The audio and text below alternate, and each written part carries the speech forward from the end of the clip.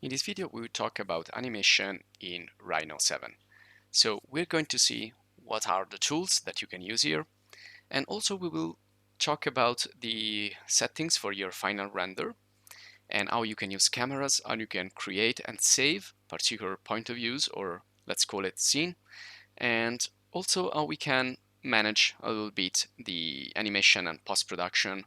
So we are basically at the endpoint of the part concerning the render tools in RHINO. So we saw how we can create objects and how it is important to also to apply some additional effects to make them look more realistic. We saw that in the previous video. And also we saw how to create realistic materials and a type of lighting, natural and artificial, that combined can create realistic effects. And now we are at the end of this process. So we need to create our final renderings. So the rendering could be a static image, so one single image, or could be also a sequence of images or a sequence of renderings, and that is the animation. So basically animation is nothing but a series of images and not just one single render. Now you can see here I'm rendering in a final quality, so it's taking a long time. We are about 12 minutes of rendering, and you can see I can still see a lot of noise inside my scene.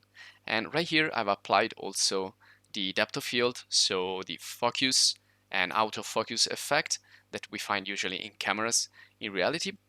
And also we can apply later some post-production effects if we want, but what I'm trying to say here is that if you render out one single image with this really simple scene in, let's say, 20 minutes, then if you want to do like 1 minute of animation, you need to multiply that value for each single frame that you need to render.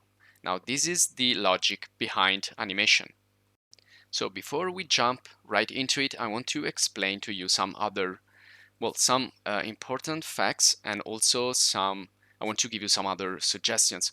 For example, if you want to do post-production, I think the best option is Photoshop for static images and After Effects for animations.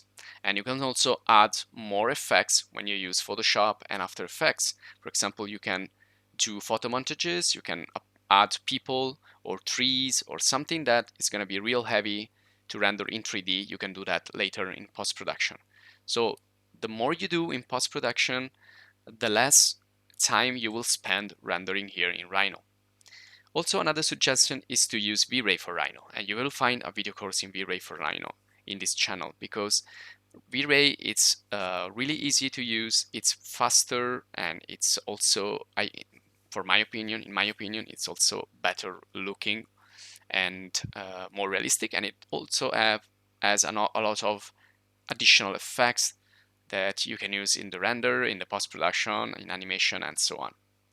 Now, another suggestion I want to give you is Lumion. And again, you will find a video course in Lumion in the channel. Now, Lumion, it's perfect if you need to do animation because it's really lightweight, and you can change the quality, but essentially you're gonna have that nice animations without too much effort, without having to set up too many things. It's really user-friendly, and you will learn it fast, and let's say in 1 week, 2 weeks, you can do really amazing animation with trees and people, animated assets. So this is definitely the best tool for 3D animation, architectural animation out there.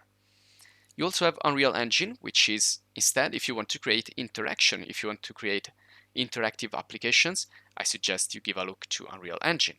And soon we will do a course in Unreal Engine as well. So you can check, maybe it's already there in the channel. Now let's talk about animation itself. Now animation is based on frames. Now each frame is a render. And the other important value to know or parameter is FPS, which means frame per second. Now, frame per second is the number of frames that you're gonna display in 1 second of time. So if you display, for example, 12 frames in 1 second, it's gonna be easier for you and not so heavy to render because you only have 12 frames, 12 images, but then the animation is not going to be fluid. Now, the more you increase the frame per second, and the more the animation will be fluid, but heavy to render because you need to render more images. And you can find many examples here on this topic. So when you create, for example, 100 renderings, you must know that if you are rendering for 20 frames per second, 25 frames per second, you are rendering 4 seconds of animation. So you need to do a little bit of calculation before you run your final animation to understand how much time you will need to render the whole animation. And other parameters here are about the camera that we are going to talk about. So we were talking about the depth of field, which is the possibility to place something in focus or out of focus. And here again, you will find all the information on the web, but essentially when you increase the f-stop number or the f number, you're gonna make your shutter closer, and so less light will get inside and the less depth of field effect you will have.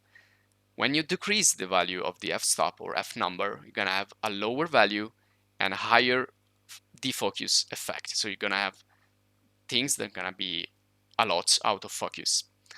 Okay, now this was the theory. Let's jump into action.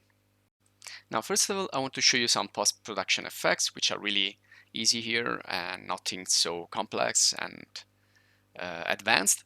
So what you need to do here, just when you are in the rendering panel here, just click on this magic wand. It's going to show you the effect panel.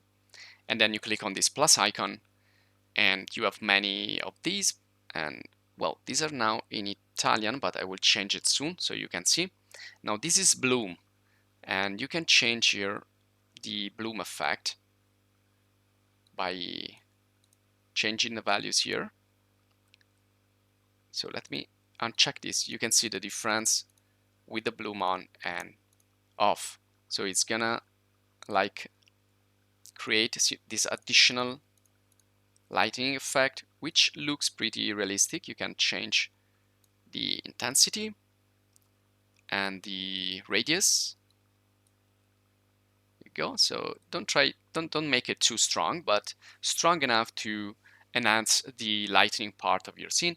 And you know, in reality, when we take pictures, we usually have this effect. So usually effects are created to increase the realism or the what you perceive as real in an image. And then we have curves. We can also, so we can see curves, we can see ISO curves inside the render if we want. We can see dimensions and text, so all annotations here. And then you have the fog and the depth of field. But for the fog, I think that this is not a great effect to use here. In RHINO, I believe that there is no match if you use the environmental fog or the aerial perspective in Vray. But let's use it a little bit. You have an initial distance for your fog and a final distance. So you need to set these two, and you have this kind of, again, foggy effect. And also you can have here a fading effect, and you can see it doesn't apply there on the background.